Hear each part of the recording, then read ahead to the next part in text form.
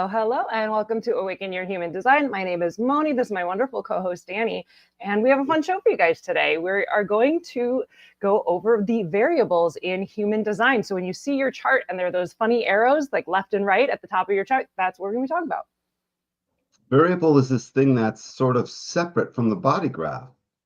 And it's going to be interesting. We'll explain a little bit of that, but this is just for an overview of what is this whole variable thing, because people have been looking at those arrows forever. And when you're new to human design, you're already overloaded with enough, so if someone starts to go into variables like during your first reading, it's not a good idea.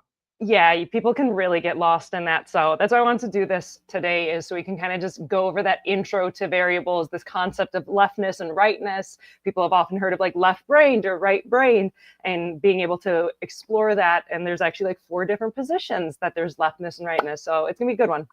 And one really cool thing to keep in mind as we go through this is about our cognition into our consciousness and just consciousness in general. This is our walking around consciousness, bipedal consciousness, essentially. This is us in movement and our cognition therein. So it's all about cognition. Awesome. Well, thank you to everyone who is watching and liking and commenting and subscribing and doing all the fun stuff. It really helps us out, and we love having you here. So let's get into it. Hey, no fair. What? You use your variable. I want to use mine. I just noticed that. My apologies. That's all good. Oftentimes I'm like, I need a graphic of a thing. I'm like, I'm just going to pull my own chart. That's funny. So variables, what are variables? Variables are the 4 arrows around the chart's head and ajna centers, and they reveal how you process food, interact with the environment, perceive the world, and are motivated into action. So when you see left arrows, this indicates active or strategic expression, where right arrows are more passive and receptive. And this leftness and this rightness, these arrows are determined by tone. And so we're going to have a whole future episode deep diving into tone. But for right now, just know that it's a layer below color. And if it's the tone is 1, 2, or 3, it indicates a left arrow. 4, 5, and 6 indicate a right arrow. But we're going to deep dive on that a little bit in the future. And so variables are your unique blueprint for living in alignment. Yeah, living in alignment with that which your view is seeing, your mind is mulling over, your brain is literally doing calculations on just constantly, or less so if it's right, and in an environment that is right for you. We can help pinpoint all 4 of these things, especially this environment and digestion. How we're meant to take in food, not what food, but how we're meant to take in food. People have been hearing about this a lot. I know it's starting to get out there, thank God. And that's called your determination, just as it relates to that. But as we go around the horn, you'll see, wow, all this stuff. And then when we start showing pictures of the variables, I'll start explaining a little bit more about all that stuff, or we will. And you guys will get it. It's not that hard to capture. Yeah, it sounds more complicated than it is, just because human design, it's like there's so many parts, and it could just be like, oh my goodness, and it could be very overwhelming. And it's like, no, we just break it down into little pieces. And once this starts to make sense, like it really starts to make sense, and it really can be super helpful to understand this about yourself and your important people in your life. Absolutely. All right, so continuing on. So this is where you're going to see variables like on the chart. It's these arrows. It's just the arrows in red on the left and the arrows in black on the right. The left relating to your design side, your unconscious side. The red you can think of as like your physical body, right? I think of like red like blood, right? It's inside. You can't see it, but it's there and it's doing something, and it's physicality. And so the top arrow relates to the sun and earth on the design side. The bottom arrow relates to the nodes on the left side. The personality, on the other hand, the personality is like the conscious aspect of yourself. It's what you're aware of yourself. It can be more mental. And so similar to the design side, the sun and earth are what indicate the arrow on the top, and the nodes is the lower arrow. And so you got to look at this 2 different ways each time. There's the way you just read it through, the design side and the personality side. So the top and the bottom arrow on the left and the top and the bottom arrow on the right. And then, but a really great way for just everyone to understand these is the top 2 arrows are dependent upon the bottom two arrows, which are independent. So we've got a dependent set of variables, that's the brain and the mind, and an independent one, that's the life. The life can live just fine without the brain mind. The brain and the mind cannot live without the actual life. So Yeah, I like that, like, delineation is that the bottom arrows, which relate to the nodes, they're like set. They're more like set and established, and then the top arrows are dependent. yeah, well, a lot of the reason why we spend time on the nodes, because when we can get people to see how their nodes are operating, it helps them align a little better within their dependent variable, because the mind is the thing where the mind is the home of the not self. Why not give it a leg up when we're trying to decondition by understanding the independent variable?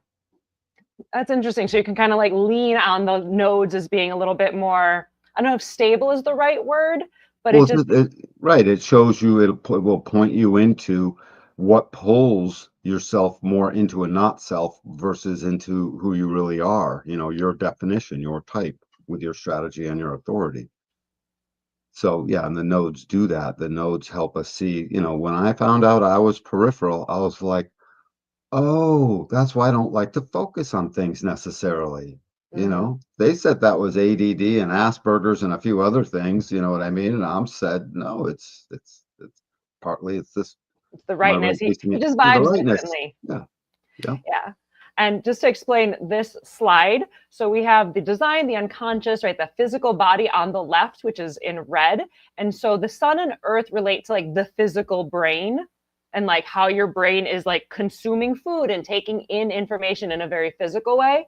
And then the nodes refer to the body, the physical body. And if you're more active or if you're more chill, if you're observed, or if you're the one who's doing the observing, right? And then if we flip over to the personality side, the black side, the conscious side, the sun, earth relate to the mind in terms of like, how does your brain work? Do you pull stuff apart or do you just kind of absorb it? And then the nodes underneath, it's about how you see the world and your view and your perspective. So yeah, and so the body, it's about the body in an environment. The brain, it's about the brain's activeness or passiveness. That's the thing. Passive takes in a lot. Active focuses a little bit more. And then We're gonna, go I was ahead. just gonna say we're gonna go deeper into it on the next slides. Okay. But Go you on can to the still next you can slide. finish the explanation though. Yeah, so the view, and then the view is moving over. This is on the personality side. This is what we have total conscious awareness of, so it's easier to describe to the person. And mind is technically pestered by the brain as well as helped by the brain. Mind is this personality, this who we think we are. So it transcends just brain activity. Brain activity is busy measuring. It's in the ajna. And it's this neocortex of ours, and so which is separate from the actual separate consciousness personality, aligned with the personality crystal of consciousness, that thing that comes in through the neutrino feed. So we're in a giant information feed, people. It's coming in through here, by the way. And so that's one of the reasons variable is so important. I like that explanation. Thank you for that. Mm-hmm. So now we're going to dive into this leftness and rightness. We're going to bring that into the mix. So if we look up top, when it's a left arrow, it in the design sign, it relates to having an active brain. And then on the nodes, it's having an observed body, right? So they may be more active and people are looking at them. And leftness on the personality side is more about having a strategic mind that's pulling stuff apart. And then on the nodes, with the view, it's more of a focused perspective. Yeah, the fully strategic is this creature that can take a nugget and follow it all the way through to a type of completion that is satisfying or victorious or peaceful or surprising to them, meaning it's correct for their type. It meets up with their signature through their strategy and authority. And it's very active. It's zeroed in on one thing. If you give it a nugget of information, it is strategically measuring how does that nugget fit in with my current strategic view that's focused and not peripheral, my strategic way in my environment, which is the observed, because you're sort of moving around, you're busy, and it's all of it is towards one thing. A right, if someone's all left, for instance, there's what they do is something they need to truly identify with. I mean, they're focused in on identifying with the things that they're doing in life. Um, so that's the strategic left. When we get into the right, we're going to find it's exactly opposite. And keep in mind, each time we do this, we're going through all four different items. These arrows, rightness applies to the brain. It applies to the environment where the body is and its movement. It applies to our view, helping to guide this movement, and it applies to our mind, the self-reflective consciousness that is, that's who we think we are, who we think we are. Yeah, it's really neat because I want to talk about how as we're doing is like leftness and then rightness. But as Mhm. Danny's saying, it's like these do have like you have four different arrows in four different directions. So we're gonna isolate those next. But yeah, just for now, it's like the overall leftness, and then for rightness, if we look down here at the bottom, then rightness on the design side, so it's the body and the brain, it's the physicality of the brain.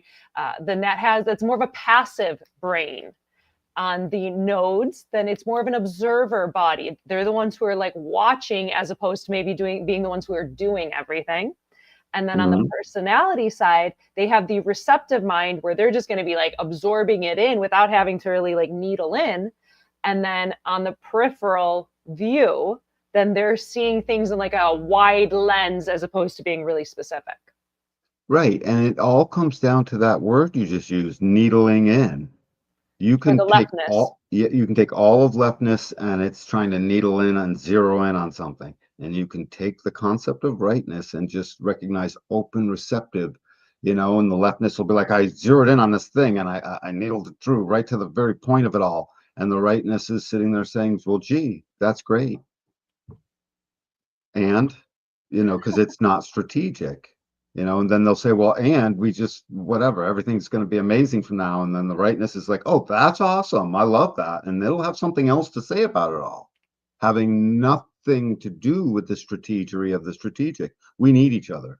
The strategic would stagnate into boredom because everything would be so specialized, and rightness wouldn't stagnate per se. What would be the good word for it? It float away. It would just float away into like it would diffuse. So, the perfume's only supposed to diffuse into the room. If you open up all the windows and tear down all the walls, you're not going to smell the perfume anymore. It's just going to have gone everywhere. And that's the rightness. Because where am I? I'm over here. Okay, look at that. Well, I have something to say about that. That's the rightness. I have something to say about that.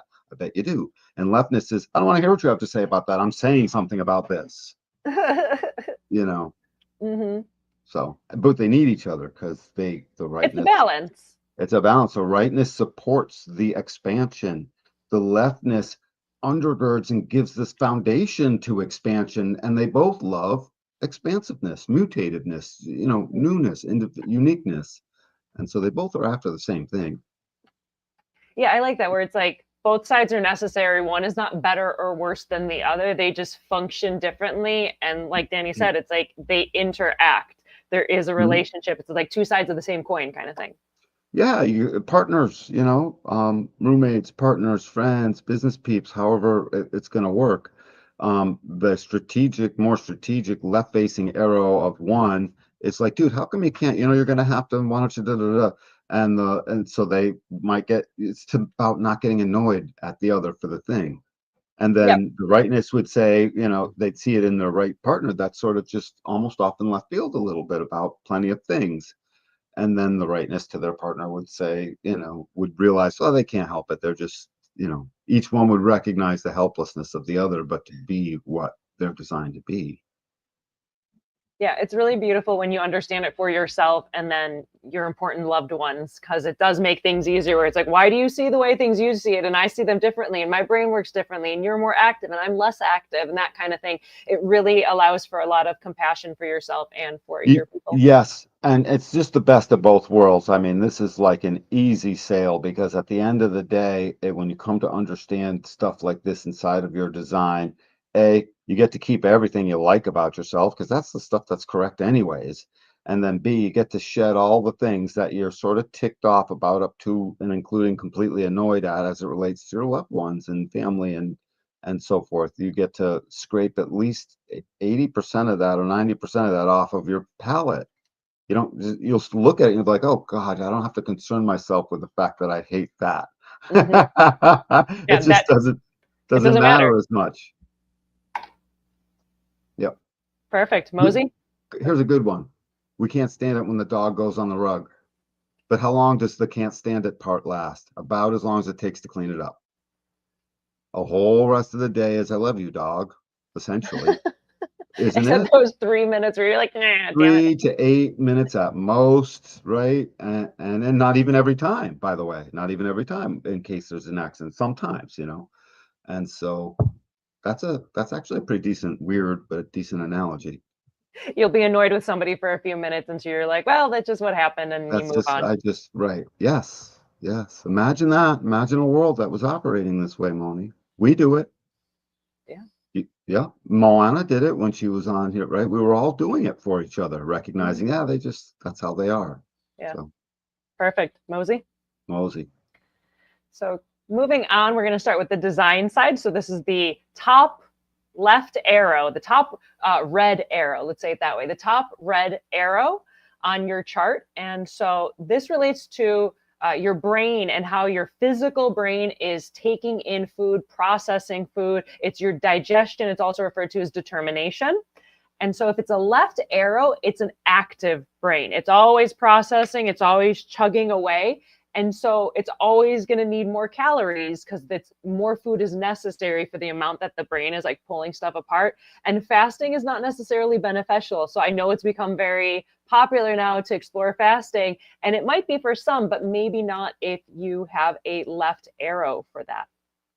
Yeah, and judge for yourself. A little bit of fasting, because some fasting is going to be good, just generally speaking. But maybe when you fast, you'll just be the faster that, you know, goes a good 16 to 18 hours from when they went to bed to when they finally break bread the next day. Mm-hmm. That might be enough for you. But you'll find that, yeah, because remember, this is about cognition. Our cognition and our yellow brick road onto consciousness, the recognition that I am me here, separate from you, Moni, yet we're all one at the same time. This consciousness field that's always talking and spinning up new heights for us. And it's good stuff. And so the brain system that's taking data, it's measuring, it's looking at the words, it's saying the thing about how the lampshade is shaped, it's taking in all these measurements, it's putting A with B, it's determining if it needs some more complex mathematics for any of this, does it need to count a little higher, whatever it's doing, it does it. Do I like the smell? Is this a good recipe? Are these pretty colors? All the stuff brain can measure because it's got a neocortex here, to do that, and deep gray area to store the memory. Its main concern is it's how it's being fed, because it's already going to work. The It's brain is step sort of like a one. hot rod. Yeah, it's like a hot rod saying, you better keep me full of gas, man, because I eat this stuff up when it's left. And when it's right, it's still a hot rod, but it's saying, hey, I got a little better gas mileage. I can do with less calories because it's more passive. Mm-hmm. Yeah, with the left arrow, it's definitely like I have a left arrow on this. It's my chart that's up here. And it's Yep. like, if I don't eat, it's not good. Like I could feel my brain stop Same here. working if I haven't eaten in enough time. So I'm just like, Same here. no, I'm good. Good luck with your fast. I wish you the best. I don't think that's right for me. I'll stop eating at sunset as is my determination. But otherwise, I'm just like, I need those calories, or it's just I could feel it turn into mush. It's like the gears start winding to a halt because there's not enough fuel to keep the brain going. And what do we need? We need the brain's activity or passivity to be as it is supposed to be.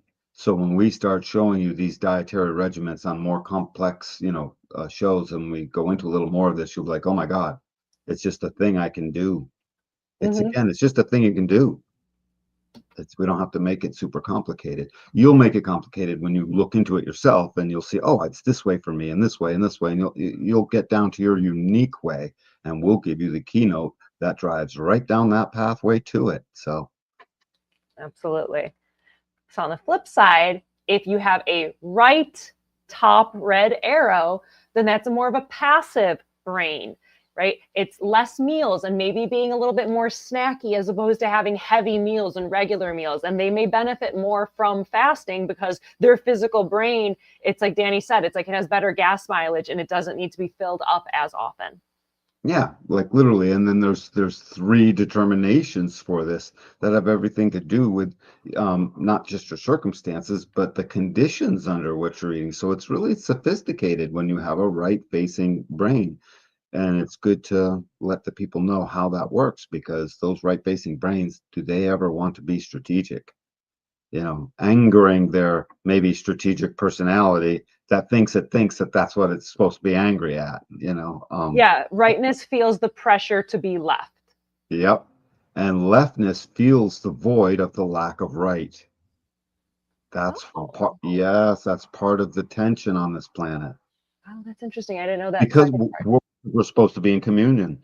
Leftness is fully aware. I don't know at what level, a good hypnotherapist, Tressa maybe, or some good hypnotherapist, her sister's pretty good at it, could possibly bring out some things that might be there for it.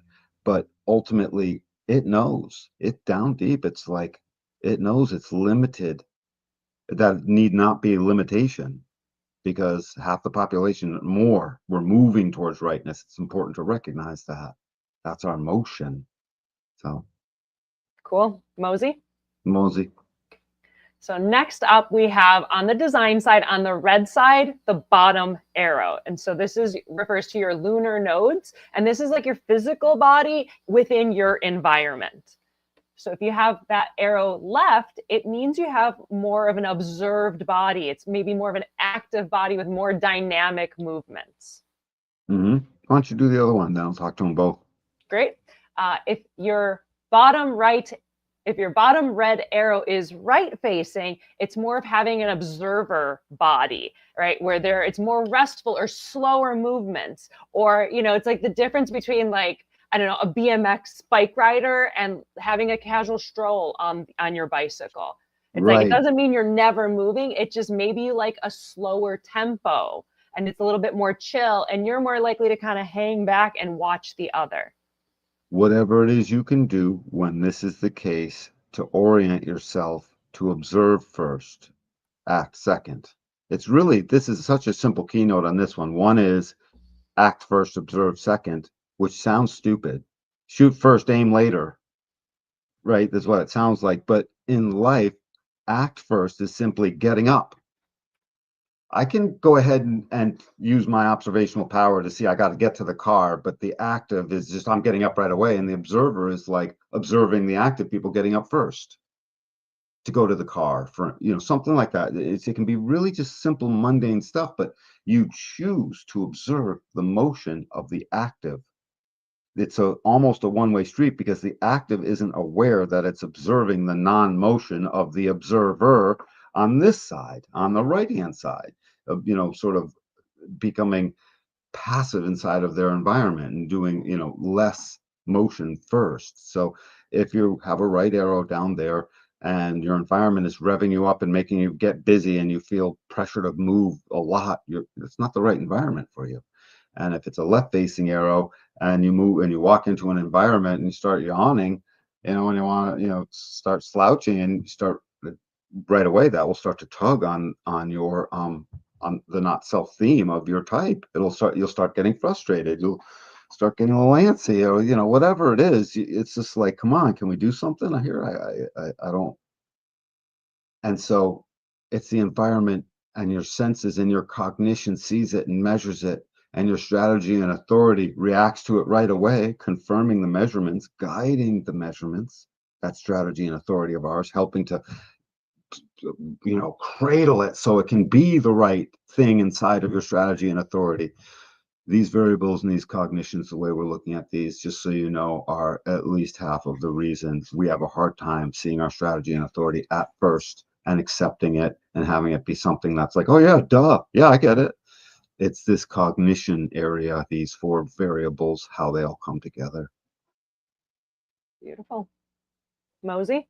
Mm-hmm. Oh, let me get back to the slide. I love these variables. I remember when I did variables, it was like 8 months of just variable madness, because Ra would leave clues unanswered Uh, that took like, a full Years to put re-listen together. of all 38 hours of variable to be like, back here he said this, and then when he put it this way, that's why this moves this way. And then, eureka. Hmm. It must have been fun, like in the moment, trying to like learn that, and then now it's how convenient it is to have all the pieces kind of more put together. Yeah, it's glorious. It was glorious. And I didn't mind a bit of it. It's how I knew the calling was right. I didn't Oh, mind. 38 hours under any of the circumstances of ManiGen should have made me so frustrated I quit, you uh-huh. know? But it But was no, I right was like, for oh you. yeah, look at that. I get to do it again. I'll get it. I'll figure it out. Perfect. So next up, we have the personality nodes. So that is the bottom black arrow. And this is relates to your view or your perspective and kind of how you're seeing things. So if it's a left arrow, it's a focused perspective, right? You're like zooming in on something, and it's a very specific kind of vision, and it's seeing the trees, right? If you're seeing the trees or the forest, the left Mhm. arrow is seeing those specific trees. And then the right arrow, that's more of a peripheral, right? That's like you're zooming out and have like a wide lens going on. So it's a wide vision. It's seeing the forest instead of the trees. When you have the right facing view, it's frustrating because of all the things that wants to be strategic. This view would like, because we see them instantly.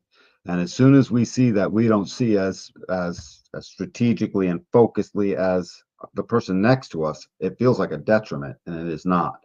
When you don't care and you're not even thinking about it, and you have a right facing arrow, it's as if as soon as you look into a new environment, you're on the ferry and you walk up to the top deck and you go to take in the whole horizon or whatever, right? You're somewhere on a plane and you're looking out, all of it. It's like your view slams into an opaque ocean of all the possibilities and all the probabilities and all the various things. And then when you're strategic, you'll poke right through that slight opaqueness at first into like, oh, look at that. That is this is that. And it's not that the right mind doesn't physically see the thing. When I'm in a plane, I'm like, oh my God, look at all that. And I will focus in on the street I'm following, but next thing I know, I'm following the next street and then the next street. And I can't strategically hold on to what I was thinking when I followed the first street. And then all of a sudden I'm trying to strategically follow the street and I lose track because it's too much. And it's a fun game I'll play. The strategic will follow that street all the way through until it's blurry and the physically can't see it anymore. There's clouds in the way. And so we need that. We Hey, need where'd both. that street? Yeah, where'd that street go? Well, that sharp focused view will be like that street ended in a park, and the right peripheral view will be like, I don't know where it ended. It seemed to go that way. It's one of those things. Super interesting. Ready to Mhm. mosey? Mosey. Let me get back to the right page. There we go. Finally, we have the personality Sun Earth, which is the top black arrow. And this relates to the mind and information processing. So if you have that as a left arrow, then it's a strategic mind that's kind of always pulling things apart and needling into things. And you might like puzzles and brain teasers, and you kind of need to keep the mind busy with like little puzzles and things. And then on the flip side, you have the right arrow, which is more of a receptive mind, more like a sponge. And it's less studying and pulling things apart. And it's more just kind of listening and taking them in, maybe while you're doodling or not fully focused in on something. You're just kind of taking it in peripherally. You will always understand more. This is mind now. So it's the very first thing I go to on a chart. The first thing I see in a chart, I'll see, things, I'll see the colored in shapes and stuff, but the first thing my eye sees is this individual left-minded or right-minded? So this is one of the very first, because it's totally different how they're going to process the information. And it's really important to note that this is our home of our personality. This is where the consciousness crystal is. That is the personality consciousness crystal, receiving the neutrino ocean, one neutrino at a time, at near the speed of light, processing that one neutrino bit of information, becoming part of the whole, and being connected into the field of consciousness the whole time from it. That's what's happening through this guy. So that's why we call it, that it's trying to figure stuff out. It's in the cognition of the consciousness field, and it is who we think we are. So when it is right-minded, it's like it can't focus on any one thing, and it's there just to literally be receptive. It's taking in. And when it is strategic and left, it's there to be literally strategic and do something with information, have it processed in a way that it ends up in a file folder that it can get back to. Hey, you'd ask right-minded person all day long, did you put things in file folders? Like, yeah, it's a maybe. And the strategic would be like, yeah, you signed file folders. You said you'd give me $50. It's barely worth it, but I did it. You know, all these variables, and the mind and the brain are totally different. The brain is just the little counter, the thing that's gathering data one way or another, passively or actively. It's the mind that is going to do something with that data, is the thing. And this is where we get the age-old question, who I think I am. And you decondition it, turns into who I am. It starts out, this is the place in the home of who I think I am. That's in the beginning before we read for you. And then after a little bit, it's, oh, I see who I thought I was. But I think I'm this still. A little more time with your strategy and authority. You can still say, well, I think I'm this, but basically it'll be, I am this. I am not that. And you get into that. This is our trajectory into the I am, this particular variable. That's why I like starting with it, even though it makes more sense logically to start with the determination. Leftness and rightness. So this is the archetype of how come you never get anything done? How come you're always so busy, focused in on one thing? Don't pay attention to my stuff. Well, I can't help it because, it's like the strategic talking to the receptive. And that receptivity, the thing is, our process in humanity, and even as this rave enters, is moving us evolutionarily to the right. This was 50-50 when Ross started. Right now, if we take a gathering of it all, we're going to find it starting to be weighted 55 right, 45 left. I'm not sure where that number is. We should count, frankly. And sooner or later, over 1,300 years or so, it's going to move substantially more to the right. We need to get our strategic way in order so that we can get into that sort of state of receptivity. It's the original Buddha state. By the way, Neanderthal started out all right. And then the seven-centered, almost, Cro-Magnon into, human being, all left. The seven-centered only left. There was no rightness, none, not one. And then now here we are, the mix of the two. So clearly this is a special place and we're in it. That's really cool. Yep. Perfect. Ready to mosey? Sure.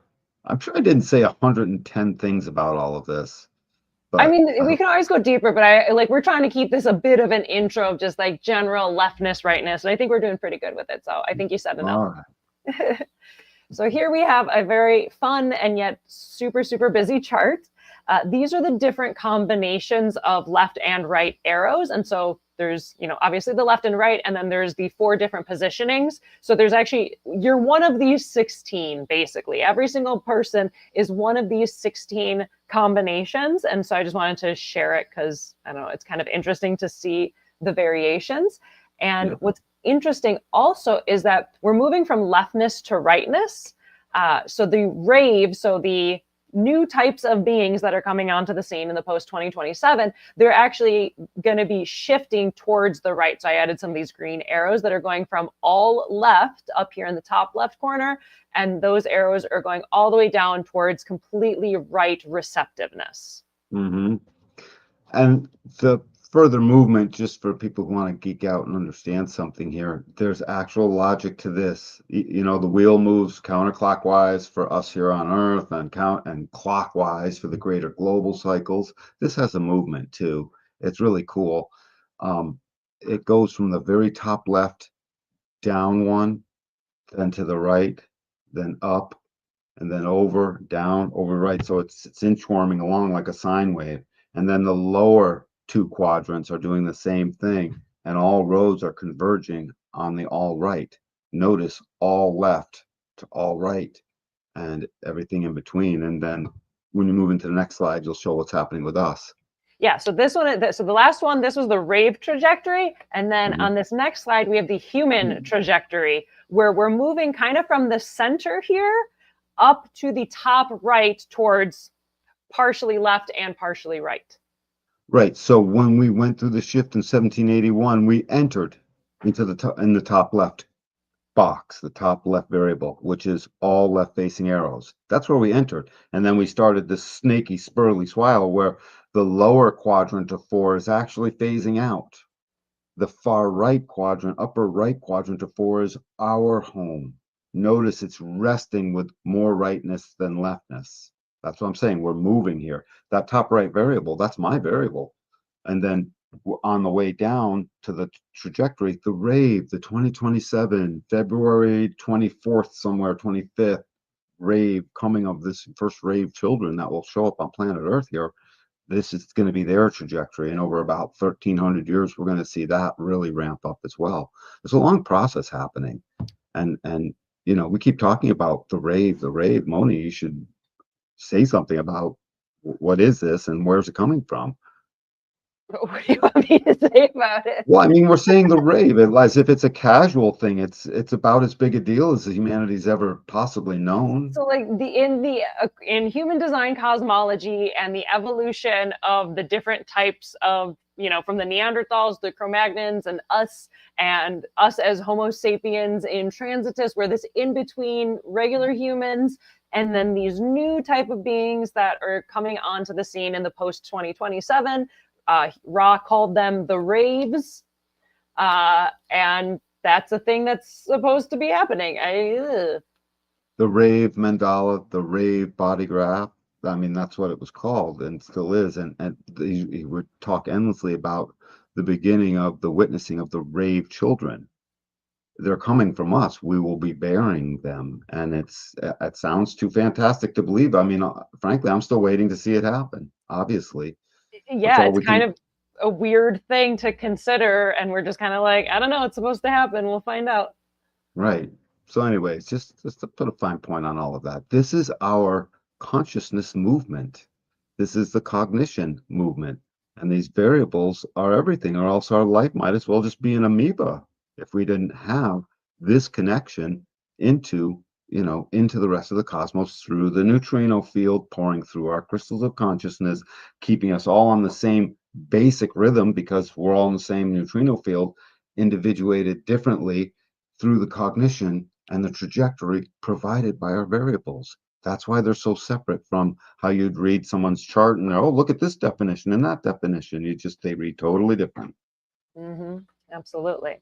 So you feel good about this? Sure. Oh, well, wrong button. Awesome. We also have a really good question from Amanda. So I'm going to post that up and let you answer, and I'm going to run away and I'll be back in a minute. So okay. Amanda asks, I don't know my exact time of birth. Using different birth times, I always get the 2 arrows at the bottom right, and the top 2 ones vary between left and right. Is there a way to know for sure?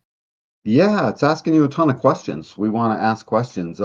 While Moni's not here and I'm live, I should just give you my phone number, but she won't let me.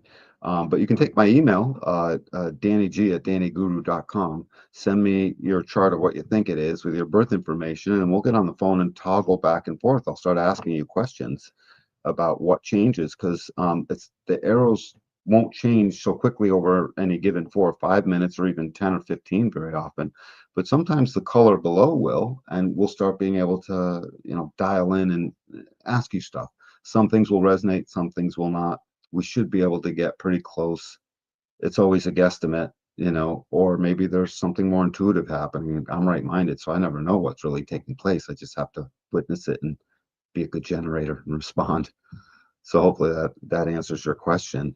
I can tell you this, at the bottom 2 arrows, let's see, at the time of birth, using different times, I always get the 2 arrows at the bottom right. Okay, so then at least this lets you know that your whole view of things goes from blurry into focused. In other words, you start like not necessarily sure for sure what you're looking at, and it takes a little time for it to turn into some kind of strategic focus, you know, between your arrows on the top, the dependent variables. So that's something to look at. Just notice that's why you're not always zeroed in on the thing that someone or you think you need to be focused in on. That's why sometimes if too many words are going by, you know, when you've got that kind of view, it might not be the easiest thing reading subtitles. You really have to plant yourself, you know, to try and do that on a movie, because sometimes you're looking at all the other things of the movie and then suddenly you have to zero in on the words only. So you start at a place of blurriness as it relates to how you see the world, and let that take place. Let that be your way, because you're taking everything. That view sees things nobody else sees. You know, and that environment of the observer allows you the grace to observe. You're not just observing the other, you're observing everything instead of being the observed. So email me what you think your chart is, and Yeah. let's get on the horn and figure it out. Yeah. Awesome. I posted. I need to make a plug. Okay. Yeah, to Jennifer. Jennifer's always on here. We had Yeah, a wicked she's on long. here. Oh, Jennifer, hey, I wanted to say hi, Jennifer. Just that's my plug. I don't know what else to say. I think I'm it's a plug. strategically now It's a thinking I'm shout supposed to out. think I say something, and I lost it, but I just want to say hi. We had a wicked long conversation. It was great. It's super fun. So I shared your email with Amanda. I'll also pop it up here, DannyG@DannyGuru.com. You can also find Danny at Instagram, DannyGuruHD. So you can check him out there. And I have one as Awaken Your Human Design. And let's see if I can actually make Instagram happen. But I'm trying to put a way that people, if they want to contact me, they can. So perfect. Any other final concluding thoughts on variables before we dive into part 2? We're going to be going into color.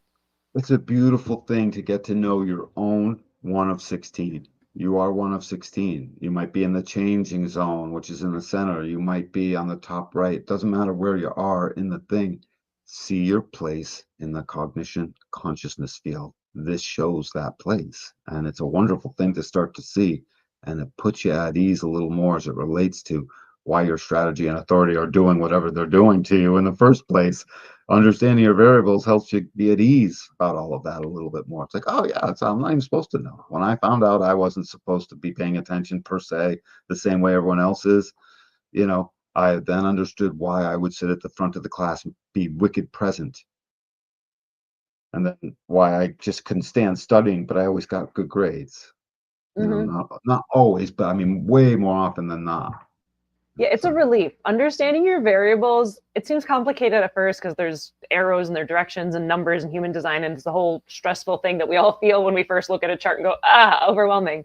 But once you kind of get past the scary bits and you're like, oh, okay, this is just how I function in these 4 separate areas of my life.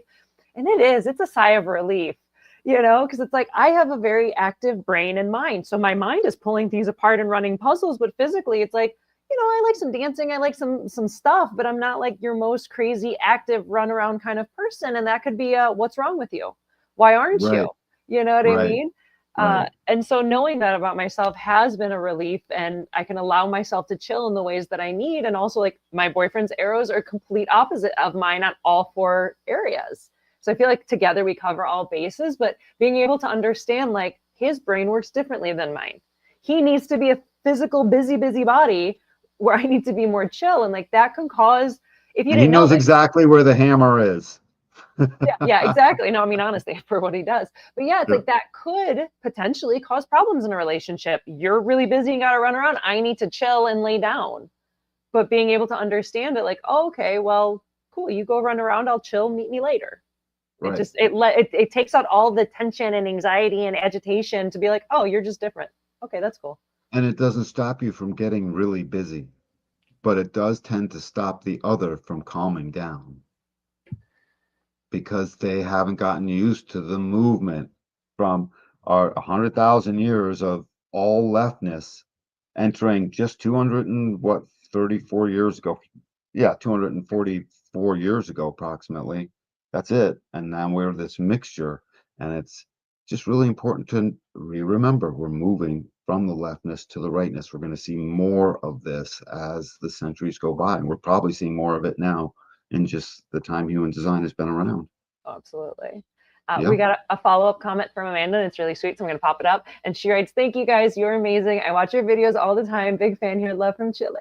Like, thank you, Amanda. Way, Chile. Cut the crap. Isn't that cool? We have international fans. That's wicked cool, man. I want to find a mountaintop and shine a flashlight and see if we can see each other. Yeah, Amanda comments a whole lot on it. I love your comments, Amanda. By the way, I legitimately get as excited as I say in the comments anytime we have like fun people saying nice things. So thank you for all your comments. Email me. Thanks for emailing me. Yeah. Yep. And then Jen also write, you two are hilarious together. Thank you, Jen. We Thank you, bounce off Jennifer. of each other well. We love having you guys. All right, Danny and audience, are you guys ready to dive into color? We're going to be going into color. The basics of color. Yeah, this is really fun. I'm pretty excited for this episode because it's going to be the layer down, right? Because it goes gate, dot, line, dot, color. And so we're going to be explaining what that all means. So thank you everyone for hanging out. Thank you for liking and subscribing. It really helps us. And let's get into part 2. Yep, let's do it. Color is a sub-layer of your chart's structure. It's positioned below line and above tone and base in the hierarchy. So it goes gate, dot line, dot color, dot tone, dot base. When you're looking at all that information, you need every bit of that to define your one gate in that moment at the time of birth. That's why the time of birth is so important. Yeah, when you get into like the nitty gritty, it's so many layers. And so color is also linked to the 4 transformations of digestion. It's also called determination, environment, perspective, and motivation, which is our guide on how to thrive physically and mentally in the world based on your specific needs. And so each color has a specific frequency that can either align with or deviate from a person's true nature, impacting their health and fulfillment. Yeah, the thing about color is it's something that we have conscious access to once we start describing it to you. But without the description, you don't even notice it per se. It just blends into the background. Yet, as a totality, for example, the motivation of the personality is such an incredible driving force in the entirety of the body graph that whatever that motivation is, I have to strongly read that into every word I say to that person. Or potentially I would anyways, is because it leads such a hardcore part of what they are on the determination side, the dietary regimen, and then, where you are, your environment. That's a little less easy to see because it's on the design side. But at the same time, as soon as you start to see it and play with it, you'll notice there are certain environments where you're like, oh, this is great. And other ones where you're antsy. Now, why the heck is that? It's because you have a particular one that's best for you. Who knew? We thought that, oh, it's just a little inconvenience. I have to whatever. No, I'm that's just because you have being a defined, weird. right. No, it's because you have a defined G center. You're sort of okay there, but you still don't like it. You know what I mean? Undefined Gs will show us the way. The wisdom of the undefined G center is such a magical thing. They will, Moni, you and I, it won't show, we won't know. We're just going where we're going. We don't know if it's a good route. And if it's not the best place for us, we can still withstand, it's defined G, and it just sort of whatever, it'll mosey along. But the undefined will be like the Geiger counter, the little, the thing that can navigate and track exactly what is right and not right, what is the right place. Collectively, the undefined G, just like the reflector. Again, that's the most important undefined center in the reflector is the G center. Will show us the way. In the reflector's case, they will reflect back the correct path. And so color shows us so much of where we're supposed to be, exactly who we really are in it. My motivation is desire. I know what that does to me, and I was explaining that to Moni last night. So I always try and think big, but I'm right-minded, so I can't strategically get there. I can hate myself for that, or I can just go with the flow, and sooner or later something will happen. It's one way or the other. Torture yourself or live well. So color is a guide to recognizing you're living well. And it's part of these variables. That was really pretty. Thank you. You're welcome. Thank you. You ready, Mosey? Mm-hmm. So color, you'll see it most typically on a chart, on like your standard chart. It's going to be a number within this like orange circle, and it goes from 1 through 6. And so you'll see it on a chart. You'll see the orange little circle with the number in it, and it's going to be typically the most medial number around your body graph, the most towards the center. Yep. So that's what we're referring to with color. It's going to be that innermost number, typically in this orange circle. And it's also related to the primary health systems and rave psychology, also called the four transformations. And so this was basically a journey that you can take that Ra described to us, where you're kind of putting yourself in order in this specific way in order to live and be correct as yourself so you can live the correct movie of your life. And so this starts off on the design side on your left side with the right numbers and colors. On the design side, it starts with the top, which is your digestion. Basically, for you to be eating correctly, so you're taking in the right nutrients and that your body can process them correctly. And once you're eating correctly, then you shift over into the environment, which is the one at the bottom on the left side. And that's then, cool, you're eating correctly. Now let's make sure you're in the right physical environment and the right frequency of an environment. And once you get that in order, you go around like the bottom of the chart over to the perspective.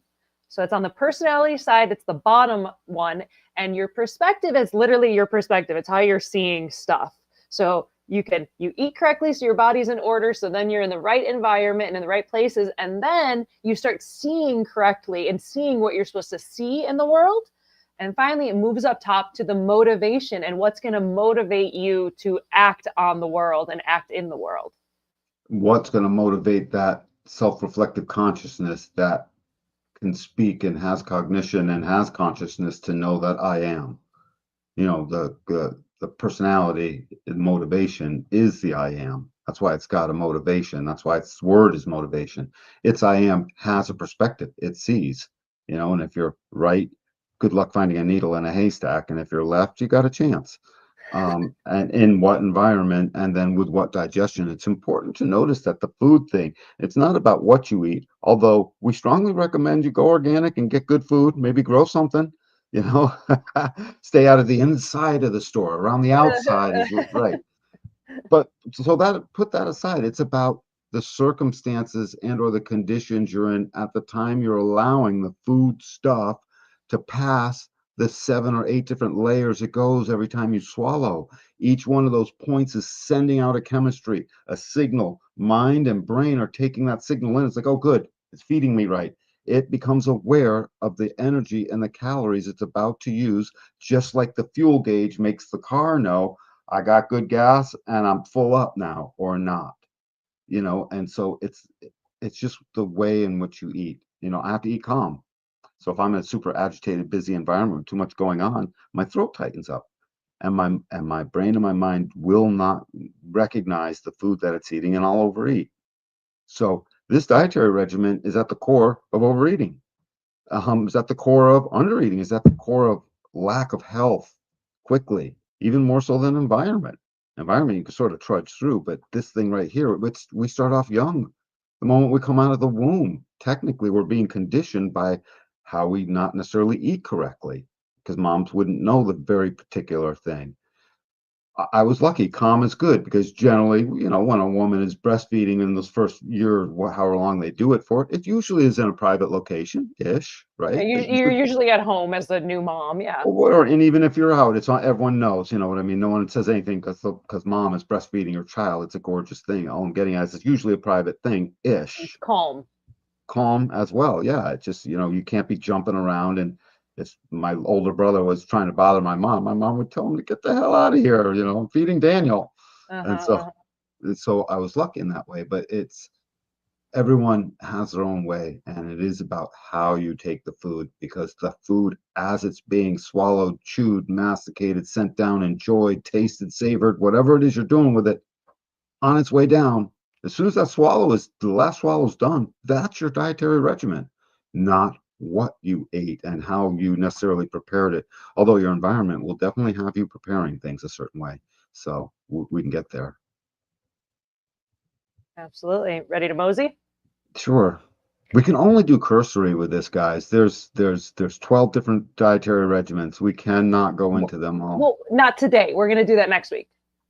Yeah, next week we're going to go through the digestion and determination, and the week after that we'll do the environment. So we are going to go into the minutiae. We're giving people that. You know, we should charge for that, Moni. Yeah, well, you create that system and get people to pay, but for now I'm using this as my excuse to learn. I'm not strategic. I'll forget I said that in a minute.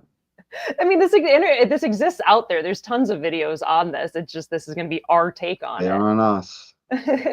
So we are going to go through digestion, determination, environment, perspective, motivation, specifically and in detail over the next weeks. For now, we're just going over this color intro. Mm. So Yep, moving absolutely. on.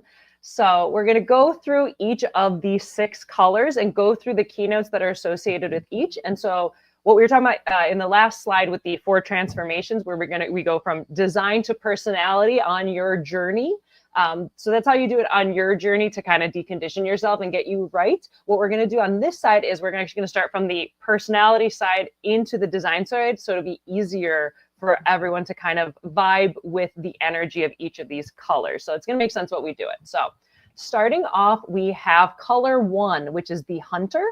And color 1 is motivated by fear, and the perspective is survival. So if you're motivated by fear and your perspective is survival, then your environment, you're going to want it to be real safe, like a cave, because a cave has one entrance in and one entrance out.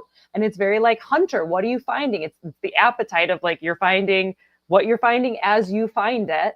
And it's related to the, line 1 of the investigator. Because again, there's this insecurity. And so there's this resonance in that. Yep, absolutely. Insecurity is the right word. These are all keynotes that are really important. And the reason we liken it to the behavioral role of the investigators, because that's how we determine profiles in the first place. It's just the easiest way to go. It could relate to the gurus and the priests and the prophets. It could relate to the demons, angels, archangels, could relate to a whole bunch of different things. But this is the one that's easiest to understand. The investigator will investigate. It's like a timid cat walking out for the first time. It's like one little paw touching it barely. That's the investigator. Fear drives the intelligence for the investigator. The appetite is the keynote for how they'll take in food, because that appetite is, they have an appetite they have to build up. It's about building up an appetite and then suddenly eating what is available. That's why it's called the hunter. This is the first one, and these colors are a mirror of, again, our evolutionary trajectory from 100,000 years ago till now. So meaning the higher we go in color, the more advanced evolutionarily is that color, more sophisticated inside of us. And humanity has been ready to take in all 6 colors since 1781.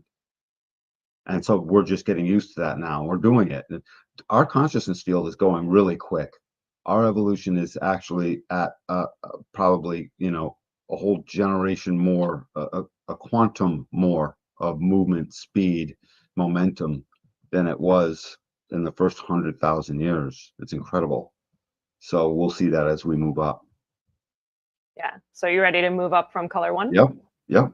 So moving up from color 1, we have color 2, which is the gatherer. So color 2 is motivated by hope, and the perspective is possibility. And so it starts to make sense why the environment is markets. Because like you might find something nice at the market. There's a possibility. There's a hope that something just might appear, and you find something to your taste, which is their digestion. And color 2 relates with line 2, which is the hermit. Yeah, and they're markets. They're sort of a markets person, because that's where they get their hopeful communion or not. The hermit is the left alone one, essentially. And the reason they're called the gatherers, because their taste is for that which is seasonal. They still gather up their digestive juices by going out and sort of hunting in a way, but they're sort of hunting the seasonality of, it's berries for this week, it's that for this week. So it's important these people sort of do one thing at a time in a way, and they'll know right away if they like something. They'll spit it right out. You can start to, if this is your baby, you can start to notice it from moment one, what they're going to take in and what not. It's a nice way to see it. Hope as a motivation, this is sublime. If you're a hermit and you don't know anything else because you're busy with your own little trip, hope is about your best weapon.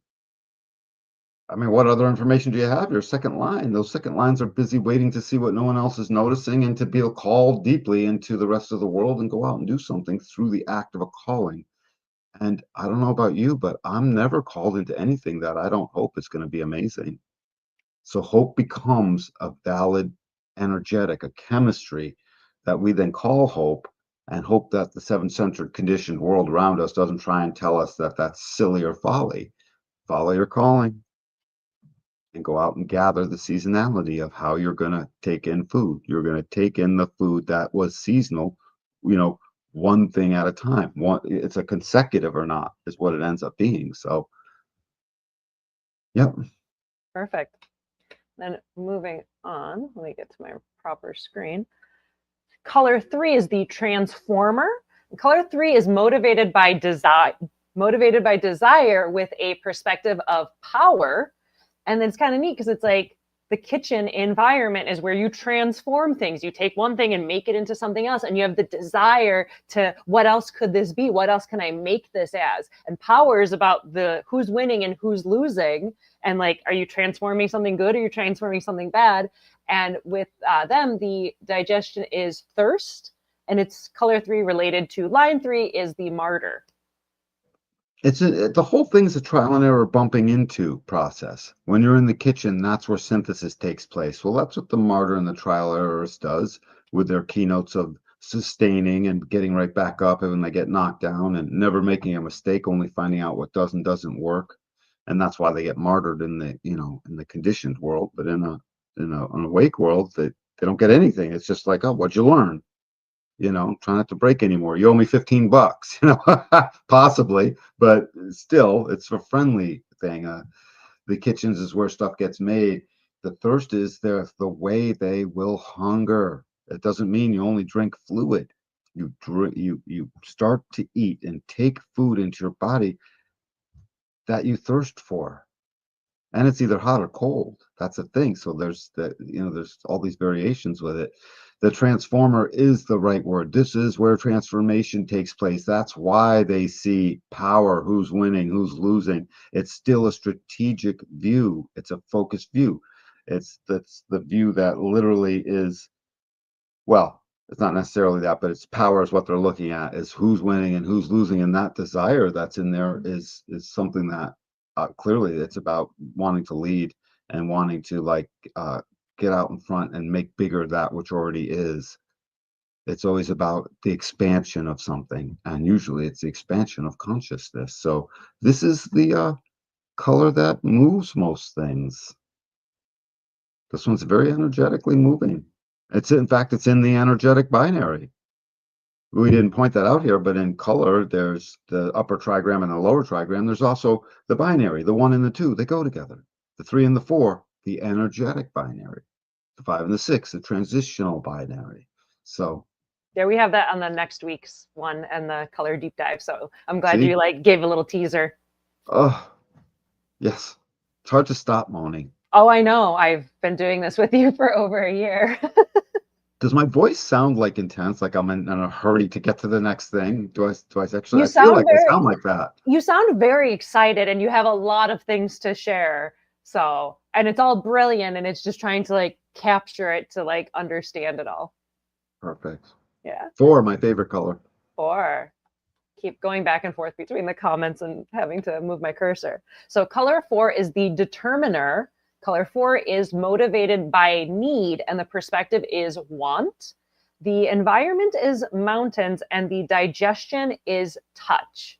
And the color 4 relates to line 4. And I'm curious how you're going to tie this together, because I'm like, how does need and want work with the mountain and all of that? So, well, the opportunist isn't just the opportunist. It's the opportunity to have an influence, to externalize what energetically becomes a fixed trip.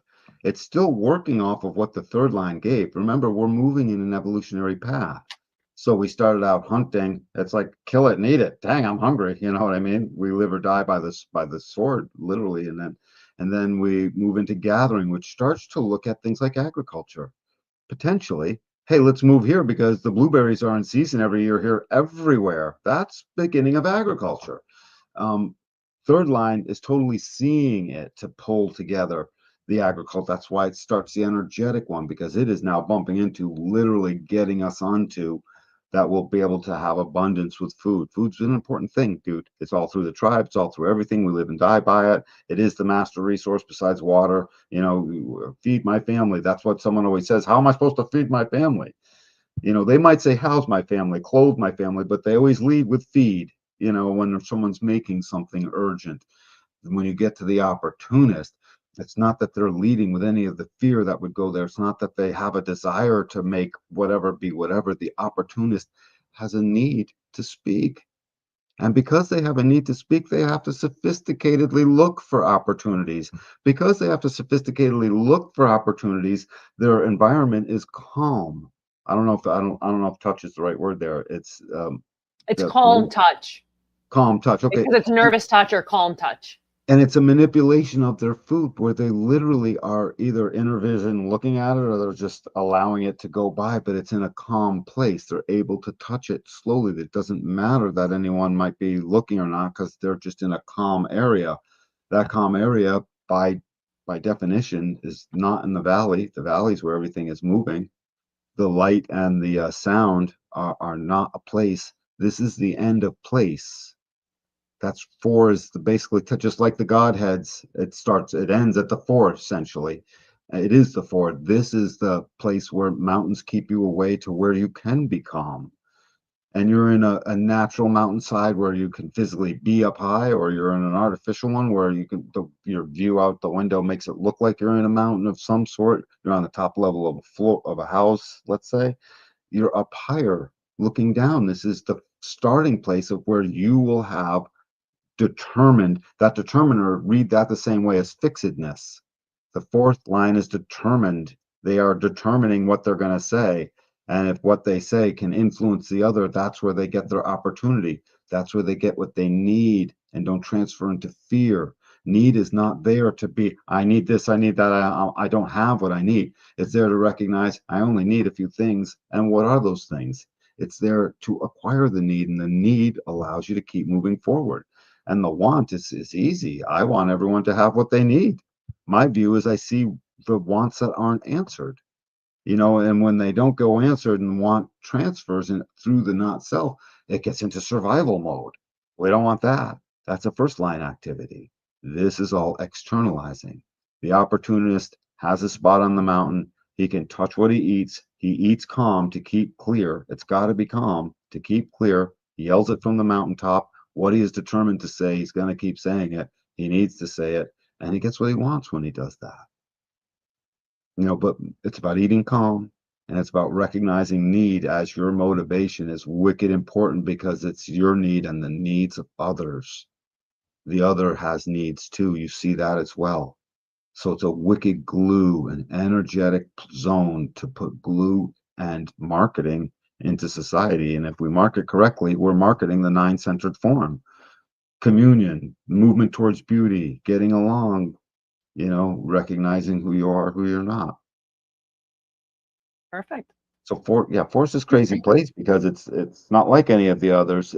By the way, the fourth color is the only color that transfers to all the other colors. I don't know if you knew that. Were you aware of I that? heard that. I heard that before. Yeah. Yeah. So in the motivation, especially not so much in the other colors, but in motivation, it's profound. The fourth need can suddenly be desirous, fearful. It can be all of the things, all of the other colors. It can transfer, and it's not self-transference and stay there for days and weeks.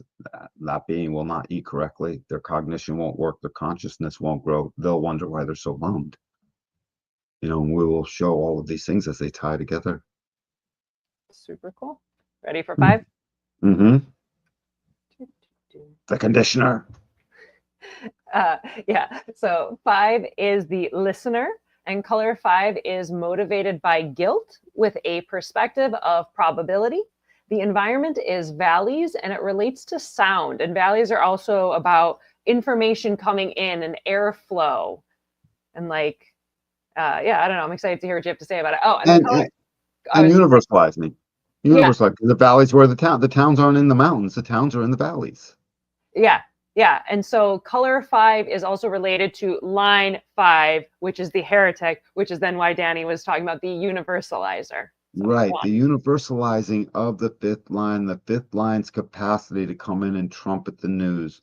to be a universalizing force that as they start to speak, the others start to be like, well, what's he saying?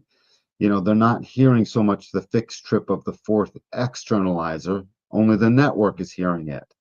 You know, that's not being heard quite so much throughout the whole community until the fifth line comes along. That's why they're called the heretic, because if what they bring isn't what the society there wants, they're called a heretic and they're run out of town. Um, they have to listen. It's the only way to get practical. And it's a sophisticated, higher line, higher evolutionary track thing to do. The hunter had to listen only for their survival. Now we're all the way up to the fifth line. They're listening for consciousness's survival. Their job is to universalize all of the things that will turn a probability into what guilt asks us to do. Guilt just says do something. Let's fix it. You know, it's a motivation to fix and do and be part of the fix, but do it as a listener first. It's very related to that gate 13 that listens, because that's where the wisdom comes in. Only after it listens can it tell the rest of the story. Even the logic system can't get us the story. It can get us a path to it. It's the listener that tells us what we need. At the end of the day, you know, to be whole all the way around from past all the way to future. And this fifth line is universalizer of that. The sound is loud or soft. I mean, as it relates to digestion, you eat your food while it's loud or while it's soft. It depends which way the arrow is facing. And the whole view of probabilities, that's my view. My view is probabilities. I can tell when I'm in transference to possibilities because, you know, I start buying scratch tickets and stuff. Accidentally, oops. And the probability is I'm not getting anything out of that, you know. Probability is a wicked intelligent view. The probability that the listener listens to the right thing with a view of probabilities is really good. Then they'll know what they should do about it. And they're in town, so they can make the right sound, and suddenly they'll be universalizing all the stuff that they're saying. They won't get called a heretic. They'll get called a general and a saint and a savior. Come to know this color in your body graph as we go through. And the thing is, each arrow in your variable, the four variables, will have a different color. Well, they might have the same color, but that's only by accident. It's not uncommon for there to be four different colors per the four different variables. So this is a general look at what color is doing. It's motivating us. It's determining the determination of our dietary regimen. It's letting us know how this environment is with us, whether it's a right arrow or left arrow of the environment. One's a wide valley, one is a nice narrow valley, compact, where more stuff is energetically happening. And it all rests on the very end of the energetic binary. We moved through that energetic, and now this is how we transition. And it's part of our evolution. So it's the transition, getting to the roof, near the roof of how we transition in our own experience, in our own evolution. Transition into consciousness really starts here at the listener. That was a good tie-in. Oh, yeah, I like it. You wrapped it all up. Awesome. Ready for the final color 6? Mm-hmm.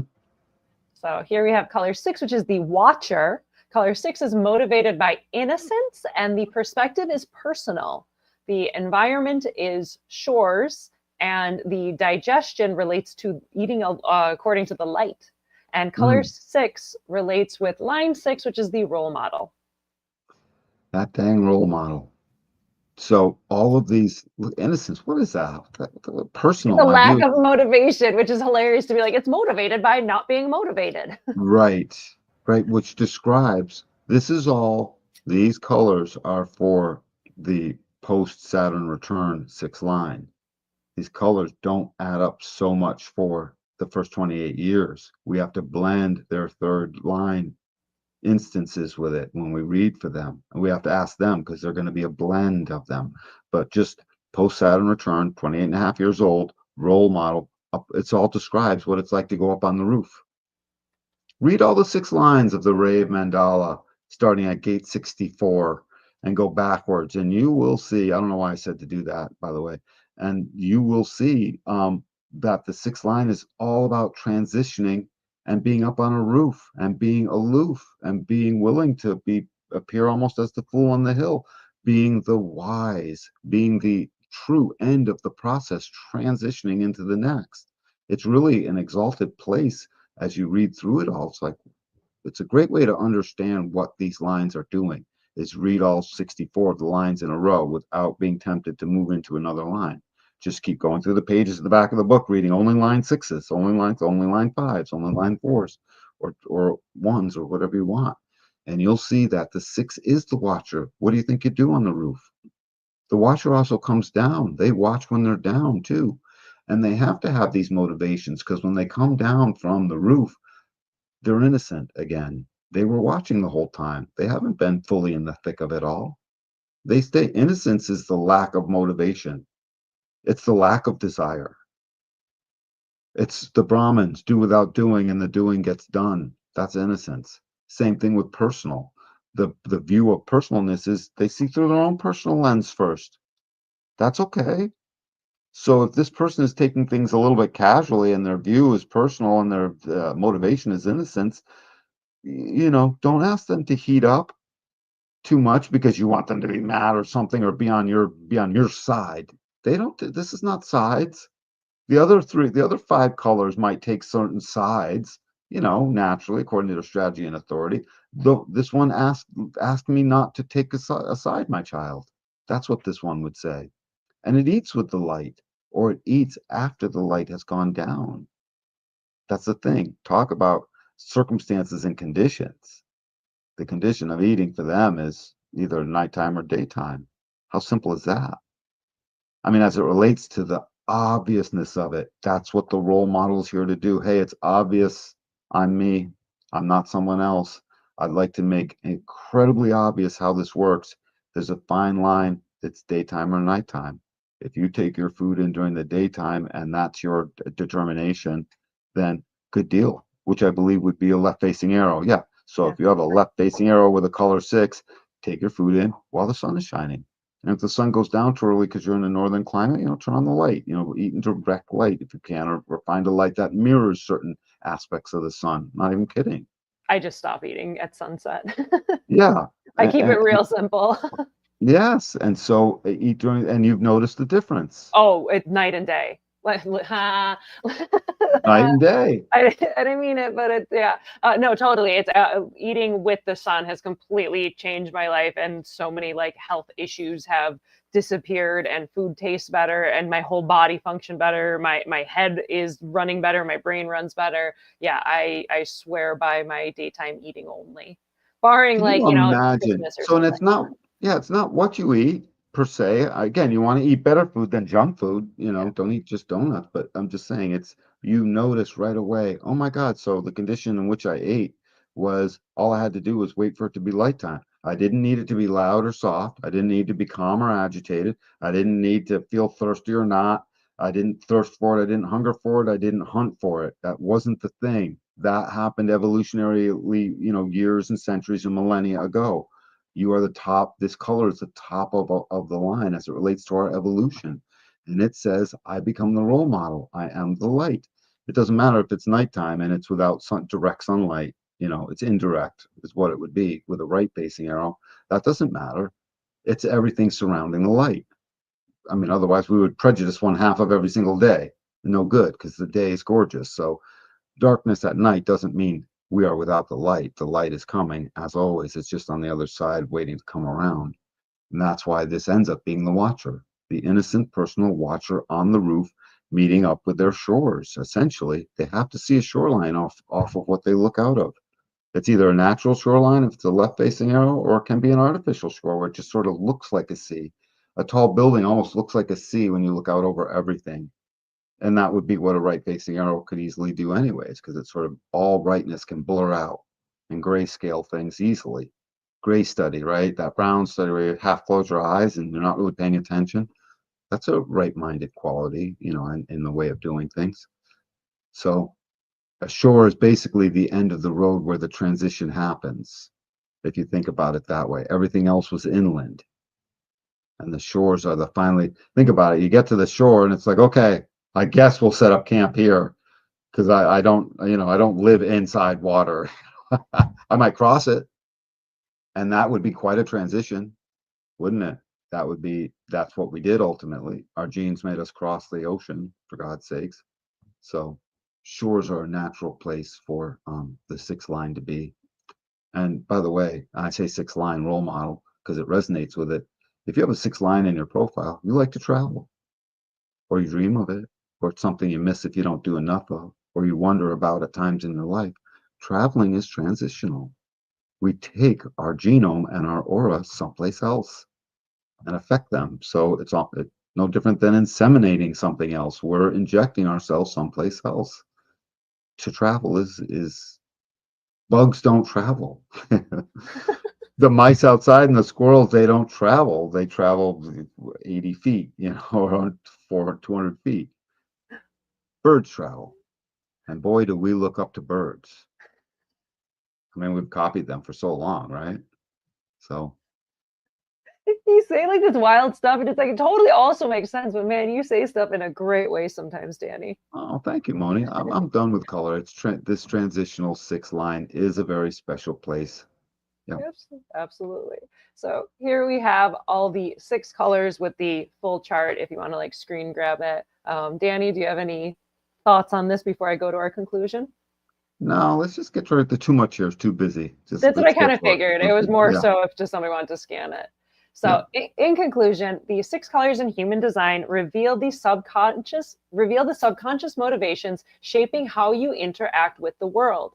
By understanding your colors, you can align your digestion, environment, perspective, and motivation with your unique energetic blueprint, unlocking deeper fulfillment in your authentic expression of self. That's so well said, because you put all 4 together and we get a really good idea of how better even to understand your own chart, understand why your strategy and authority is so important. And boy, will you start getting the life that you're supposed to have. When I didn't eat calm, I didn't have the life I was supposed to have. Mm-hmm. Yeah. When I started viewing possibilities instead of probabilities, I did not have the life I was supposed to have. A big mess is what I had. Same. Yeah. So that's how I would conclude with color. Color is the step below the line, and it's part of your unique way. And you're so unique and so amazing that it takes 1,030 different possibilities in one channel to make a life force in you. So there's so many possibilities. 5 bases times 6 times 6 times 6 times 6. It's a lot. It adds up quickly. And that's how unique you are. Your color was chosen from 1 out of 1,030 possible, just unique little facets. And that motivation is stays pouring through you along with your determination. Just that color is pouring through you, and you'll see it once we start describing it to you. People already see the line and the gate. Even the unconscious stuff, when we explain it to them, I got, yeah, a little bit, they see it. The conscious gate, everybody knows. I can go, oh, look at that, gate 51 or gate 26. Yeah, I can say something about a conscious gate and they will know. I can get to the line of it and then they extra know, oh my God, they're reading my, and look up, like, is there a camera somewhere in here? Right? We've seen that in people as we read their line. Now we can get to the color, which sits right below the line. It's like the little seed below the surface saying, I'm about to pop up and give you something you can access. You'll see it as soon as I show it to you. When you start getting below that tone and base, it's harder to really see, and we shouldn't even bother with making you see that right away. Let's get to these colors because they're the colors of what moves you. They're your colors, essentially. You should know them. We also got a compliment from Amanda. It makes a lot of sense seeing all the variable colors together. Thank you. Great masterclass. Learned a lot. Yay. Thank you, Amanda. Yep. Tell your friends. Let's have a party. Get some popcorn. I'll answer questions. We'll answer questions live. Yeah, it was kind of interesting. Like as the channel develops, we just got to the point where we can have like membership things. So we could start developing that of like having private video things, live streams with just like our members and doing like, more question answers or whatever. I don't know. I'm a projector, so all of this is very new and crazy for me to be the one managing and navigating, but we're trucking along and new things are opening up. Jennifer suggested the other day when we were talking, she suggested to find a way to find that little cash donation button that's on YouTube because sometimes people just have a hankering to like give. So that's part of it now that we've gotten to, what was it?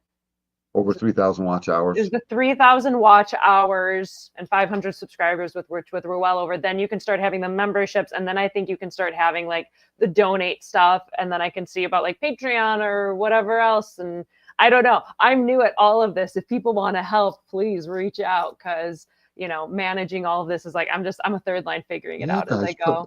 If there is someone there with some extra time, by the way, it's not asking for a full-time job now that I think of it. It's just like if you have an afternoon a couple times in a row to help jumpstart the thing, probably is what's really going on. Or just, talk with me while I do the thing that I'm nervous to do because I'm a projector with an open throat. Right. There you go. Moni just gave the ask. That's actually the ask. So if someone call in, please, because we keep doing all this stuff for everybody. So. Fantastic. Yeah, and I'll put up the thing. If you want to contact Danny, then DannyG@DannyGuru.com. We also have his Instagram, which is DannyGuruHD. And then we have the Awaken Your Human Design Instagram, which I'm going to be trying to take over and do more stuff with, and learn how to be a content creator and social media person. So I don't know. It's fun. Awesome, Moni. I think we killed it. The color of life it adds up to being the spice. Get to know your colors. It's really cool. It'll help you with your strategy and authority. But get your reading first and don't worry about color if you haven't even started anything yet. You can't jump into color first. It's not, I won't do it. No, it's just for the people who have been like going into it and you're ready for it. So this has been really fun. Next week, we're going to be going into digestion, determination. It's talking about the same thing and about how you're supposed to eat. So we're going to go through all of those combinations. And then I figure we could continue our incarnation cross series and maybe do a couple of the juxtaposition crosses as we make our way through. Sounds good to me, Miss Moni. Yeah. So thank you, Danny. Thank you to everyone who is watching and liking and commenting and subscribing and asking questions and cheering us along. We love having you. We really appreciate you. And thank you. And we will catch you next time. Till next time, everyone. Much love.